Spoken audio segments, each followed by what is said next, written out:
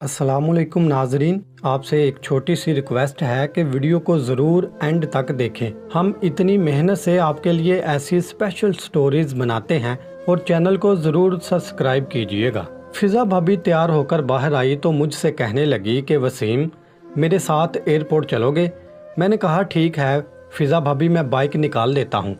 तो फिज़ा भाभी कहने लगी, बाइक निकालने की ज़रूरत नहीं, मैंने गाड़ी बुक करा रखी है, मैं फ़ोन कर देती हूँ, वो गाड़ी लेकर आ जाएगा। फिज़ा भाभी ने कॉल की तो वो 10 मिनट के अंदर बाहर अपार्टमेंट के नीचे गाड़ी लेकर आ गया। मैं और फिज़ा भाभी गाड़ी में बैठकर एयरपोर्ट निकल गए।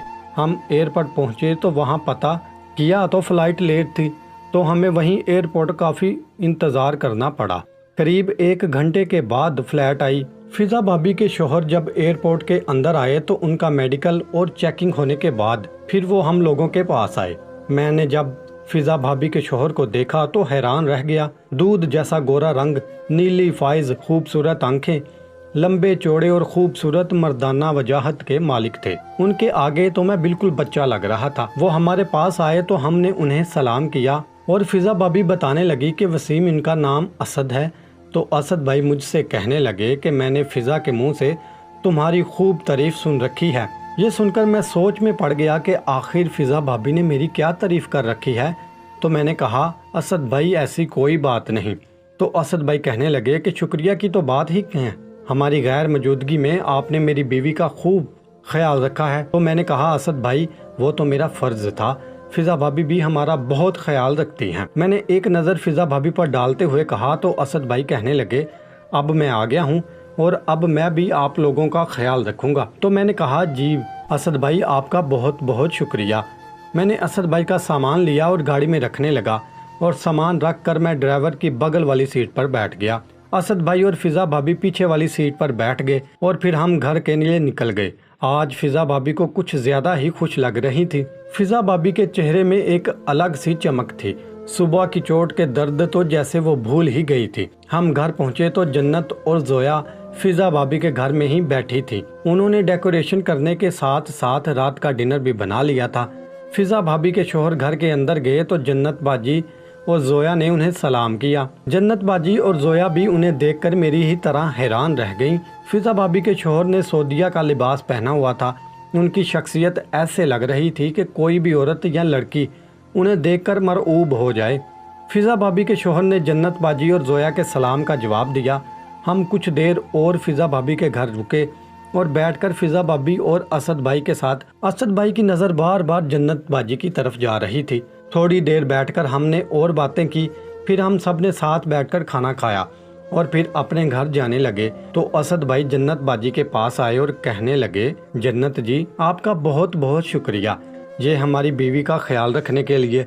अगर कभी आपको किसी चीज़ की ज़रूरत हो तो मुझसे ज़रूर कहिएगा, मैं किसी भी टाइम आपकी ज़रूरत पूरी कर सकता हूँ। जन्नत बाजी तो असद की बातें नहीं समझ पाई, लेकिन मैं समझ गया था कि असद भाई आखिर क्या कहना चाहते हैं। तो जन्नत बाजी कहने लगी, जी शुक्रिया असद भाई, मैं ज़रूर कहूँगी। जोया और जन्नत अपने घर चली गई और असद भाई अपने बेडरूम में जाकर आराम करने लगे। मैंने फिज़ा भाभी के कान में सरगोशी करते हुए कहा, आज तो आपके शोहर के साथ मज़े लुटेंगी, आपके शोहर तो फुल मज़ा देने वाले बंदे लगते हैं। फिज़ा भाभी शर्मा कर मुस्कुरा दी थी। असद भाई ने रूम से आवाज़ दी, फिज़ा कितनी देर लगाओगी रूम में आने में? तो मैंने फिज़ा भाभी को चिढ़ाते हुए कहा, जाएं जाएं बुलावा आ गया है, जाकर मज़े लूटे। तो फिज़ा भाभी कहने लगी, वसीम तुम यहाँ से जाओगे तभी मैं जाऊँगी।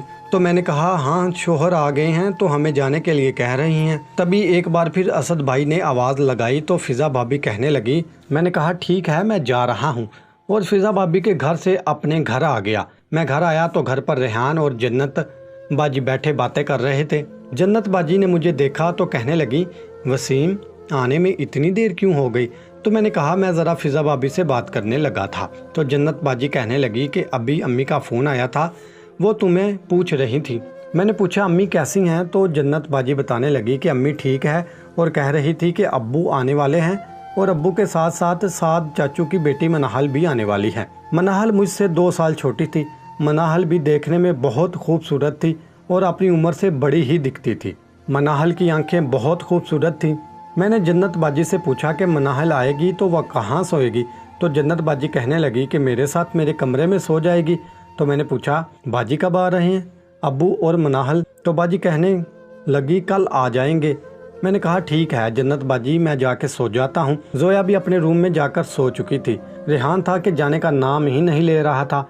मुझे ऐसे लग रहा था कि बाजी का कुछ और ही प्लान है, इसलिए मैं चुपचाप जाके अपने कमरे में लेट गया। मैं अपने कमरे में लेटा ही था कि थोड़ी देर के बाद मुझे बाजी के कमरे के बंद होने की आवाज़ सुनाई दी। बाजी जब अकेले सोती थी तो अपने कमरे को कभी लॉक नहीं करती थी।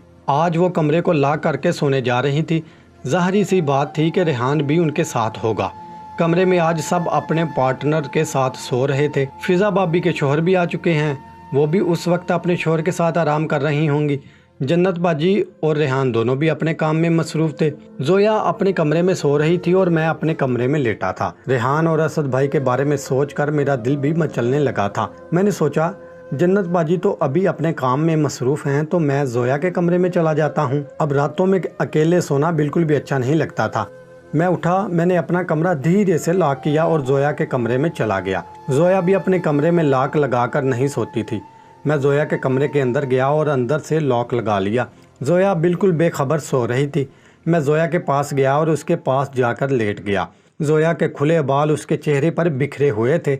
अपने हाथों से उसके चेहरे के बालों को पीछे हटाया तो जोया का चांद सा चेहरा सामने आ गया। मैंने दिल में सोचा कि जोया सोते हुए कितनी मासूम लगती है। मेरा दिल तो उसको डिस्टर्ब करने का बिल्कुल नहीं कर रहा था, लेकिन मैं अपने जज्बात से मजबूर था। मेरी इतनी कुर्बत से जोया की आंख खुल गई। पहले तो वो थोड़ा डर गई, लेकिन मुझे देखने के बाद उसे सुकून मिल गया। थोड़ी देर जोया के साथ ऐसे ही लगा रहा। मैं जोया के साथ काम करने लगा। जोया कभी मेरा साथ दे रही थी।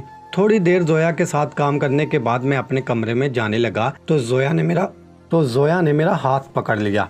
मैंने कहा क्या हुआ जोया? तो जोया कहने लगी वसीम, मुझे सारी रात तुम्हारे हसार में सोना है। तो मैंने जोया से कहा लेकिन जन्नत बाजी ने देख लिया तो क्या होगा? तो जोया कहने लगी तुम इसकी टेंशन ना लो, कुछ नहीं होगा। जन्नत भी तो वही कर रही है जो हम कर रहे हैं। अगर वो हमें कुछ कहेगी तो हम भी उसे कह सकते हैं। तो मैंने कहा ठीक है और मैं लेट गया।